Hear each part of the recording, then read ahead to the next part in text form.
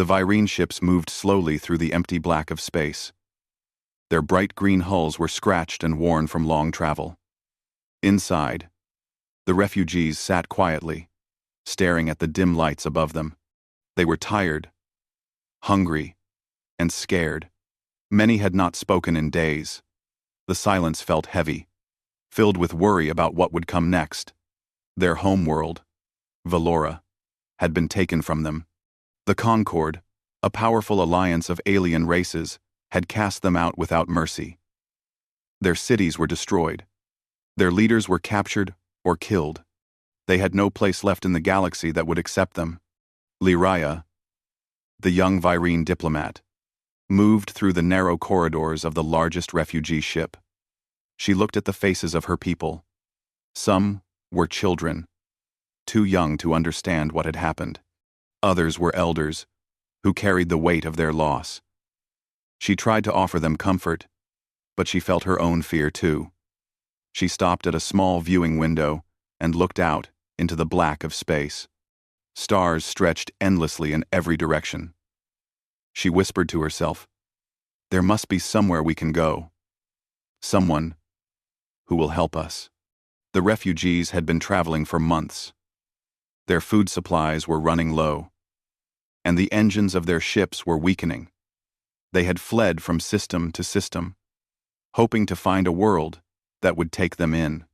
Everywhere they went, they were met with suspicion and fear.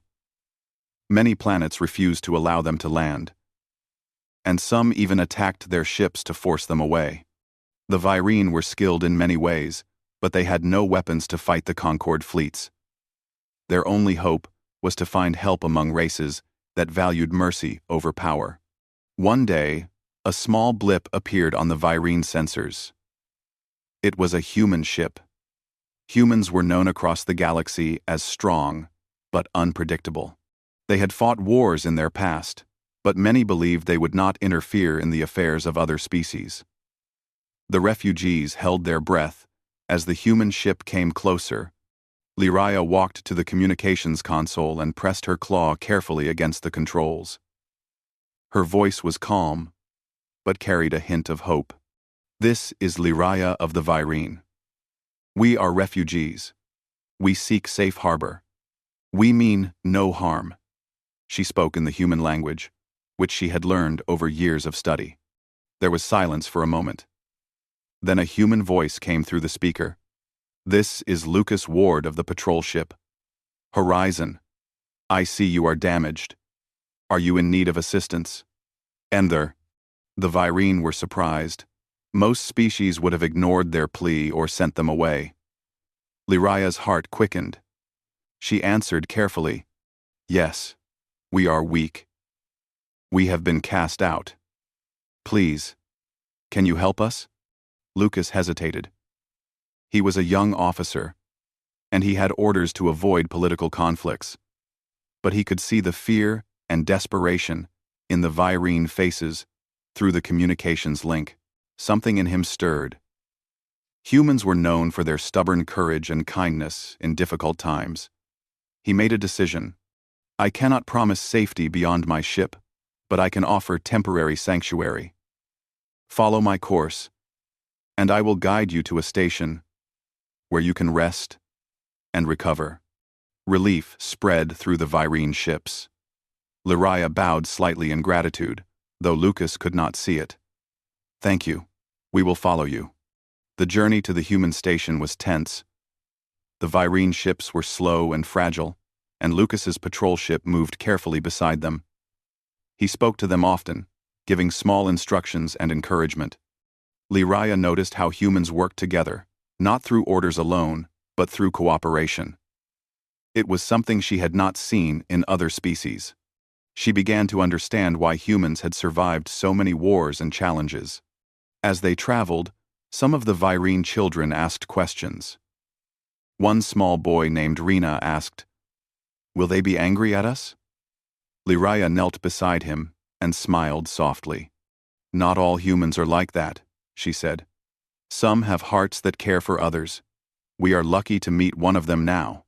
The human station came into view as a small blue dot surrounded by satellites. Lucas guided them carefully into the docking area. The station was called Haven. It was not large, but it was well maintained, and its lights shone like a welcoming beacon in the dark void. Lyraya felt hope for the first time in months. They docked safely, and humans in uniform met them. Lyraya stepped forward and spoke again. "We are the Virene. We seek shelter. We ask only for safety and food." A human commander, Megan Holt, approached. She looked at the Virene with a steady gaze. She could see the exhaustion and fear, but also the dignity in the way they carried themselves. "We can provide shelter," she said firmly. "You will be safe here. We will give you food, water, and medical care. No one will harm you while you are under our protection." The Virene murmured among themselves, surprised by such kindness. Lyraya felt tears in her eyes. She had expected rejection, threats, or worse. Instead, she found compassion. "Thank you," she whispered. "We will do our best to honor your trust." The next hours were spent in careful organization. Humans brought food and medical supplies. Dr. Claire Miller examined the sick and wounded. Lyraya watched as children received attention and elders were offered comfortable beds. She had never imagined such care from another species. She began to feel something she had thought was gone. Hope. Lucas walked beside her, explaining the station's functions. "We are a small outpost," he said. "We cannot fight the Concord alone. But we can give you a place to rest. You will have time to recover, and perhaps find a future here." Lyraya nodded. "We are grateful. Your people are strong and kind. It gives us courage." During the evening, Lyraya visited a quiet observation deck. The stars stretched endlessly beyond the glass. She thought of her homeworld, now gone, and of her people, now in a strange place. But for the first time, she believed they could survive. Humans had given them sanctuary when no one else would. Rena, the small boy, came to stand beside her. "Will we stay here forever?" he asked. Lyraya took his small hand in hers. "I do not know," she said, "but we will be safe for now. And maybe, one day, we will find a new home." Night fell over the station. The Virene slept under warm blankets for the first time in months. Lyraya stayed awake, thinking about the future. She knew the Concord would not leave them alone for long. They would come with threats and fleets to reclaim their people. But she also knew something humans had that others lacked: courage, hope, and stubborn hearts that refused to give up on what was right. In the quiet of the station, Lyraya whispered a promise to her people. "We will survive. We will not give up. And we will learn from these humans who showed us mercy when the galaxy cast us out." By morning, the Virene were beginning to eat properly again. The children laughed softly as they played in small corridors. Adults spoke in hushed tones, sharing memories and plans for the future. Lyraya met with Lucas and Megan in the station's main hall. They discussed ways to help the refugees settle, distribute resources, and prepare for potential threats.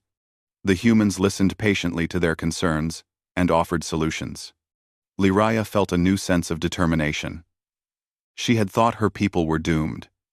Now, she believed that even in a galaxy that had turned its back on them, there could be allies, there could be friends, and perhaps, together with humans, they could build something stronger than fear: hope. That day, Lyraya walked among her people, smiling at small victories. She saw a mother feeding her children, a wounded elder walking carefully with human assistance, and the first signs of laughter in weeks. It was not much, but it was enough. It was the beginning of a future they had never thought possible. As the sun-like light of the station cycled overhead, the Virene began to feel safe. Lyraya stood at the observation window. One last time. That evening, stars glimmered endlessly. But this time, they did not seem empty. Somewhere out there, Beyond the black, the galaxy waited. And now, for the first time, Lyraya felt ready to face it not alone, but with humans who had given them sanctuary. The Virene began to settle into Haven Station. Their ships were docked in the outer bays, and human engineers worked quickly to repair what could be fixed. Lyraya moved among her people, listening to their concerns and fears. Some were grateful, others still quiet and suspicious. The memory of betrayal by the Concord weighed heavily on them. They had been cast out so easily, and it was hard for many to believe that anyone would help without asking for something in return. Lucas Ward walked alongside Lyraya as she spoke to the refugees. "They are still afraid," he said quietly. "It will take time for them to trust anyone, even us." "I know," Lyraya replied. "But the fact that you are here, that humans are helping us, it already gives hope. Hope is strong, stronger than fear." In the medical bay, Dr. Claire Miller was busy attending to the sick and injured. She had already begun teaching some of the Virene how to use human medical equipment. Many of the Virene had never seen such tools before. Claire noticed a young girl, no more than 10, trembling as she looked at a human healing device. "It's okay," Claire said gently. "This will help you feel better." The girl hesitated, then nodded. Claire's patience and kindness slowly built trust, and soon the girl allowed Claire to help her. Elsewhere, the Virene adults began organizing themselves to work alongside humans. Lyraya encouraged them to learn human systems for managing the station. Some learned to assist in the kitchens, preparing meals for everyone. Others helped in the hydroponics bay, tending to the small gardens that grew food for the station. Lyraya noticed that when her people worked alongside humans, they began to smile again, to laugh quietly. It was a small thing, but it mattered more than she could say. Meanwhile, Commander Megan Holt observed the activity from her office. She was pleased with how humans and Virene were cooperating. "They are learning from each other," she said to Lucas, who had joined her. "This is more than just shelter. This is the start of a community." Lucas nodded. "Yes, but we cannot forget the Concord. They will not leave them alone. If we are seen protecting these refugees, it could bring trouble." Megan looked thoughtful. "I know. But turning them away is not an option. Humans are not known for abandoning those in need. We will handle whatever comes." As the days passed, Lyraya began to teach her people the human ways she could observe. She spoke to them about patience, about listening, and about courage. "Humans fight when necessary," she said, "but they also care for each other, even for those who are different. That is why we are here. That is why they help us." And, one afternoon, Lucas gathered a group of human volunteers in the station's main hall. He began training them in basic defensive tactics, not to attack, but to protect the refugees if danger came. Lyraya observed from the side, fascinated by the way humans worked together, following orders, but also thinking for themselves. She realized that their strength came not just from weapons or ships, but from their ability to trust each other and act together in difficult situations. Rena, the small boy, ran up to her during the training. "Will they fight us?" he asked, pointing to the humans practicing drills. "No, little one," Lyraya said. "These humans are learning to protect us. They want us to be safe, not to hurt us." Rena nodded, but he still looked worried. Lyraya took his hand. "You will see. Humans can be strong, but they are kind too." Meanwhile, the Virene elders began sharing stories with the humans. They told of Valora, their homeworld, and of the culture that had been lost. Humans listened with fascination and respect. Some took notes in the hope that one day the Virene culture could be preserved, even if their homeworld could not be restored. Lyraya felt proud of her people, proud that even in exile, they could share their history and traditions. But not all humans were part of Haven Station. Word of the Virene refugees spread slowly through nearby systems. Some humans were wary, fearing conflict with the Concord. Rumors began to circulate that the Virene were dangerous, that they could bring trouble to human space. Lyraya heard these rumors and worried, but she also knew that the humans at Haven would not abandon them. One evening, Lyraya walked through the station gardens. The air was warm from the hydroponic lights, and small plants grew in neat rows. She found Claire Miller tending the herbs. "It is beautiful here," Lyraya said softly. "Yes," Claire replied, smiling. "And it is peaceful. That is what we are giving your people. Peace, at least for now." Lyraya nodded. "It is more than I ever hoped for. But I know this cannot last forever. The Concord will come. Well, everyone carded will come." Lyraya nodded. "Will come. Will come. Will come." Claire looked serious. "We will be ready. Humans do not give up easily, and neither do we. We will protect them, as long as we can." The next morning, Lyraya held a meeting with the Virene adults. She spoke openly about the future. "We must be ready for anything. The Concord may come, but we have allies now. Humans are strong, and they care for us. We will learn from them. We will prepare, but we will also live. We will eat, we will sleep, and we will teach our children to hope." Her words brought comfort.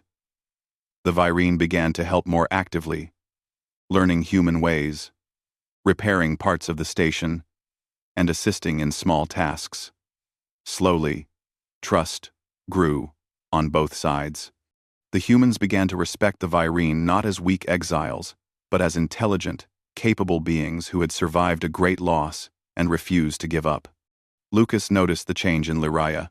She had grown more confident, more assured in her leadership. "You are doing well," he said. "Your people need someone like you." Lyraya smiled, but her eyes were serious. "We have survived worse. But now, we must survive with hope, and that is a new challenge. The Concord will not forget us." Days turned into weeks. The station became busier, with the Virene learning to live alongside humans. Children laughed in small playground areas, and adults worked in shifts to help the station run smoothly. Even Rena, who had been frightened at first, now ran freely among the corridors, calling out to human children he had met. However, Lyraya remained cautious. She spent hours observing the sensors, watching for any sign of Concord ships. She trained some of the Virene in small defense tactics, teaching them how to move quietly, communicate silently, and avoid danger. Though she hated to think of violence, she knew preparation was necessary. One afternoon, Megan Holt called a meeting in the command center. She looked at Lyraya and Lucas seriously. "We have received messages from nearby systems. The Concord is aware of your presence here, and some leaders are displeased. They may act soon. We must be careful." Lyraya nodded. "We understand. But we will not leave. We will stay here and survive. With your help." Megan smiled faintly. "That is why humans are different. We do not abandon those in need. You will see that soon, when the Concord tests us." That night, the Virene gathered in the central hall. They ate their first proper meal in weeks. Lyraya looked around at the faces of her people. Weary but alive. Frightened but hopeful. She thought of the journey they had taken, of the countless times they had been rejected, and of the humans who had welcomed them without question. She spoke quietly, so only the elders could hear. "We are safe for now. We have food, shelter, and protection. We have humans who will fight for us if needed. This is more than we ever dreamed. But we must never forget the lessons we have learned. Trust is fragile, hope is precious, and courage is necessary." Rena tugged at her hand. "Will we really be safe?" "Yes," Lyraya said firmly. "Here. You will be safe. Humans will watch over us. And one day, We may even find a place to call home again. The night passed quietly. For the first time in months, the Virines slept without fear of attack or hunger. The station lights dimmed, and the stars outside shone like tiny guides in the darkness. Lyraya stood at the observation window, watching the endless black of space. Somewhere out there, the Concorde was moving, and trouble might come. But for now, the Virine were alive, and humans had given them sanctuary. The next morning, Lyraya and Lucas walked together on the upper deck. The station hummed with life, humans and Virine working side by side. "It is remarkable," Lucas said. "They are adapting faster than I thought." "They must," Lyraya replied. "They have no other choice. But they are learning more than survival. They are learning trust, kindness, and courage. And one day, that will make them strong in ways even the Concorde cannot understand." As the day went on, the Virine continued to integrate with the humans. They learned to use tools, repair systems, and share knowledge. Some began teaching human children about their culture, and humans shared stories of their own history. Slowly, a community began to form, one built on mutual respect and care. And as the sunlight glow of the station shifted overhead, Lyraya looked at her people and whispered to herself, "We will survive.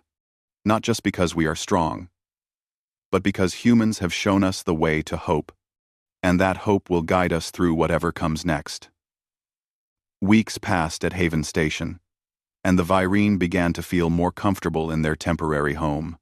Children laughed in the corridors, and adults worked alongside humans in kitchens, gardens, and workshops.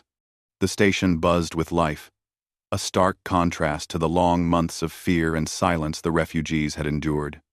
Lyraya watched her people as they moved among the humans, slowly learning that kindness could be stronger than fear. But even as life seemed to settle, Lyraya knew that the outside galaxy had not forgotten them. The Concorde was watching. Reports from nearby systems reached Haven, carried by human messengers. Some species whispered about the Virine, calling them weak and unworthy. Others warned that the humans who sheltered them were inviting danger. Lyraya listened to these reports quietly, but her worry grew. She knew the Concorde could strike at any time, and she needed to prepare her people, though she did not want to frighten them unnecessarily. Lucas Ward came to her one morning with a small group of human volunteers. "We've received intelligence that the Concorde is aware of your presence here," he said. "Some leaders are displeased. They may try to force you back, or worse." Lyraya nodded. "I feared as much. But we cannot hide. We cannot leave. We are alive because of humans. And I will not ask them to turn us away." Lucas studied her face. "You understand the risks, but you are ready to trust humans completely. That is remarkable. Humans have shown us what courage and hope can do," Lyraya said. "We must learn from them if we are to survive." The next few days were filled with preparation. Lucas and his volunteers trained the Virine in simple defensive strategies. They taught them how to move silently through the station, how to communicate without speaking, and how to respond to alarms.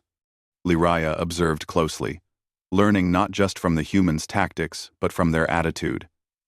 They moved calmly, never panicking even when drills became difficult. Lyraya realized that their strength came from unity and determination, qualities she would need to pass on to her people. Meanwhile, the Concorde began to send messages through the Galactic communications network. Their tone was stern and threatening. They demanded the immediate surrender of the Virine, warning humans not to interfere. Some humans on other stations debated whether Haven should comply. But Megan Holt stood firm. "We will not abandon those in need," Megan said to her officers. "We cannot let fear dictate our actions. The Virine are our responsibility now." Lucas nodded in agreement. "We will defend them, no matter the cost. Humans do not leave their friends to face danger alone." Lyraya listened to these discussions and felt a mix of fear and admiration. She realized that humans had a stubborn kind of courage, the kind that did not rely on weapons or numbers alone but on the determination to do what was right. It was unlike anything she had seen in the galaxy before. As the Virene trained and prepared, they also continued their daily routines. Children played, adults worked, and the wounded recovered. Lyraya encouraged her people to learn from the humans not just in defense but in daily life, how to cooperate, how to solve problems, how to care for each other. Slowly, they began to see that survival was not just about avoiding harm, but about building something stronger. A community. One day, Lyraya visited the observation deck, where the stars stretched endlessly beyond the glass. Lucas joined her, carrying a cup of warm drink. "It is beautiful," he said quietly. "Yes," Lyraya replied. "But it reminds me of how small we are, how vulnerable. And yet, we have humans to stand with us. That makes all the difference." Lucas smiled. "It is the same for us. Humans are not perfect, but we have learned that helping others can give us strength we did not know we had. Protecting you makes us stronger too." Lyraya thought about the journey of her people. They had been cast out, rejected by the galaxy, and yet here they were, learning courage from another species. "Your people are remarkable," she said softly. "You teach us to hope, to fight for what is right, even when it is difficult." Lucas shrugged. "It is what humans do. Some call it stubbornness, but it has its advantages." As the day continued, news came from human scouts in nearby systems. The Concord had begun sending small fleets to observe Haven Station, testing the humans' willingness to resist. Lyraya watched the readings nervously. She knew that these were not yet full-scale attacks, but the presence of armed ships nearby reminded her that peace was fragile. She gathered the Virene elders and spoke quietly but firmly. "The Concord is watching. They may try to take us by force. We must be ready. But remember, we are not alone. Humans are with us. We will learn from them, and together we will survive." Some elders nodded slowly, still wary but reassured by Lyraya's confidence. Others looked at the station walls and the human volunteers, beginning to understand that the humans truly meant what they said. They would not abandon the Virene, no matter what threats came. The children, unaware of the looming danger, continued to play in the station corridors. Their laughter was a small joy, but it reminded Lyraya why she must protect them. She could not allow fear to take away what little happiness her people had left. Lucas introduced her to some of the human engineers who were working on improving the station's defenses. "We cannot match the Concord fleet in strength," he said. "But we can be clever. We can use the station itself to create advantages. That is what humans do. They use their brains as much as their ships." Lyraya observed the engineers at work, studying how they reinforced hulls, redirected power, and created simple traps and barriers. "This is valuable," she said. "Knowledge like this can save lives. I will teach my people to understand it too." The human and Virene cooperation continued to grow. Lyraya spent hours each day teaching her people human strategies while also learning about human culture herself. She learned about human history, about their struggles and victories, and about the way they valued each other despite differences. It fascinated her how humans could turn hardships into lessons, and how their hope often grew stronger in the face of danger. Then, one morning, an alert flashed across the station sensors. Scouts reported that a small Concord fleet was moving closer, testing the station's defenses. The humans responded quickly, preparing shields and coordinating patrols. Lyraya gathered her people. "Do not panic," she told them. "This is only a test. Watch and learn. Humans do not fight recklessly. They think carefully, and they work together. You will see what courage looks like." The fleet approached cautiously, scanning the station with sensors. Lucas and his team activated the station's defenses, while human volunteers and Virene worked together to monitor the situation. The Concorde ships moved in patterns, probing for weaknesses, but the humans anticipated their moves. The Virene were amazed at the coordination, the calm decision-making, and the quiet confidence of their allies. After several tense hours, the Concorde fleet retreated slightly, deciding that Haven Station was too prepared to attack without greater risk. Lyraya breathed a sigh of relief. She turned to her people, who were watching with wide eyes. "Do you see?" she said. "This is how humans protect what they care for. They do not act out of fear or hate. They act with courage and purpose. We can learn from them." The experience strengthened the Virene's trust in humans. They began to understand that strength was not always about weapons or numbers, but about determination, intelligence, and unity. Lyraya felt hope growing among her people. For the first time in months, she allowed herself to believe that survival and even safety was possible. Over the next days, humans and Virene worked together to improve the station's defenses further. They shared knowledge, ideas, and stories.